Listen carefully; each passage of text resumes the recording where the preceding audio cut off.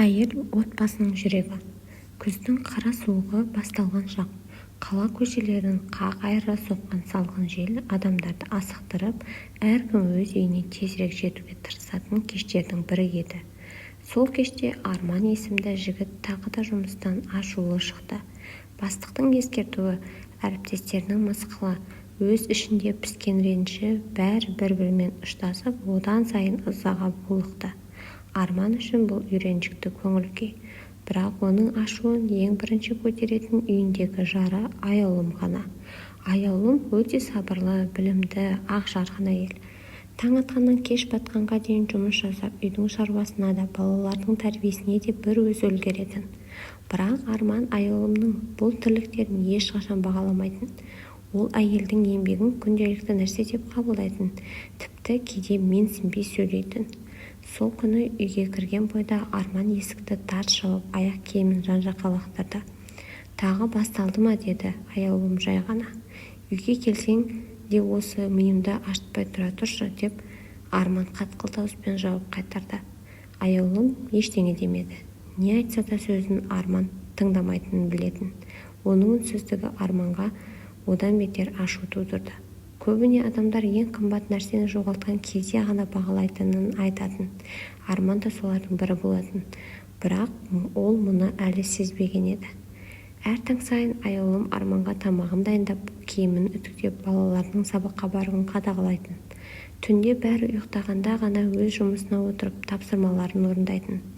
Ол осының бәрін міндетім деп қабылдайтын. Бірақ жүрегінің түкпірінде жасырылған бір ғана тілегі бар еді. Сәл ғана жылы сөз, сәл ғана құрмет. Бірақ Арман ондай сөздерді аузына да ешқашан алмайтын. «Әй, сен неге баяу жүресің? Тамағыңның тағы да тұзы көп. Үйді жинамай не істеп отырсың?» деген сияқты. Аяулым кейде түнде жастығын құшақтап жылап та алатын. Бірақ ертеңіне жайдары кейпінде қызметін жалғастыратын еді. Оның мейірімі шексіз еді, бірақ сабырының да шегі болатынын Арман ойламады. Бір күні жұмыста Арман қателік жіберіп, мойнына үлкен айыппұл арқалады. Өзін кінәлаған әріптестерін жек көріп, бастыққа ренжіп, бәріне ашуланды. Ал ашуын тағы да аяулымнан алды. «Сен менің жолыма тосқауыл қойып жүрсің. Қара басыңды жөнге салсаңшы, жұмысыма да әсер етесің», деп айқайлады. Бұл жолы аяулым жонған аузын ашпады. Өйткені дәл сол сәтте жүрегінде бір нәрсе үзіліп кеткендей болды. Мейірімі таусылғанымен үміті бірте-бірте сөне бастаған. Ертесінде аяулым балаларын алып туған әпкесінің үйіне кетті. Үй босап қалғандай тып-тыныш болып қалды. Бұл тыныштық Арманға алғашында ұнайтын сияқты көрінді. Бірақ бір күн өткен сайын ол кешкі ассыз, жылы сөзсіз қалғанда әйелдің орны ойсырап тұрғанын түсіне бастады. Уақыт өте келе Арманның өмірінде бәрі кежіп кете бастады. Жұмыста әр ісі сәтсіз аяқталып, бұрынғы сенімді қызметкерден бүгін бірде-бір тапсырманы дұрыс орындай алмайтын адамға айналды. Үйге келсе ешкім қарсы алмайды. Таңғы ас, кешкі ас деген атымен жоқ. Киімі жуылмаған, үстел үстінде кешеден бері жуылмай қалған ыдыстар. Бұрын әйелдің жұмысы жеңіл деп ойлайтын. Енді сол жұмыстардың әрқайсысы қаншалықты қиын екенін түсіне бастады. Оның үстіне балалардың дауысы, олардың күлкісі, кешкі шайдағы шағын әңгімелер, бәрі жүрегіне сағыныш сезімін ұялатты. Бір күні ол жұмыстан шаршап келіп, бос бөлмені көріп, үнсіз отырып қалды. Сол кезде оған бір ауыр ой келді. Мен әйелімді сыйламадым, сыйлай алмағаным үшін маған кегін қайтарып жатқандай. Арман ойланып өз қателігін түсіне бастады. Ертесіне аяулымның үйіне барып, есігін қақты. Есікті аяулым ашқанда Арман бұрынғыдай емес, басы салбырап тұрған еді. Мен саған көп ауыр сөз айттым. Саған лайық күйеу бола алмадым. Кешір, деді ол өкініш сезімімен. Аяулым үнсіз тұрды. Оның жүрегі жаралы болатын.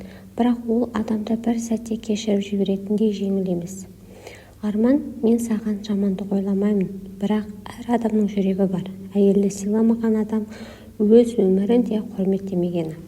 Сен өзгеремін десең, ісіңнен көремін, сөзден емес, деді. Арман басын изеп, бұл жолы шын түсінген еді. Келесі айларда Арман шын мәнінде өзгеруге тырысты. ол балалармен уақыт өткізіп аяулымның еңбегін бағалай бастады. Үй шаруасының қаншалықты қиын екенін көріп өз көмегін аямады. Аяулымға жылы сөз айтып, сыйластықтың әрбір қадамын жасады. Аяулым алғашында сенбеді, бірақ уақыт өте келе арманның шынайы өзгергенін көрді. Өмірдің өзі екеуіне бір шындықты дәлелдеген еді. Әйелді сыйлау бақыттың есігін өз қолымен жабумен тең. Яғни сыйламау бұл бақыттың есігін өз қолымен жабумен тең. Бір күні кешкі шай үстінде Арман былай деді: мен бұрын әйел деген үйдің тірегі ғана деп ойлаушы едім. Бірақ қателесіппін. Әйел отбасының жүрегі. Жүректі жаралаған адам ешқашан бақыт таппайды екен деді. Аяулым жымиып қойды. Әр адам өзгеруге лайық. Тек сыйластық ешқашан жоғалмаса болды, деді де қойды. Сол күннен бастап Арман үшін өмір жаңа парақтардан басталды.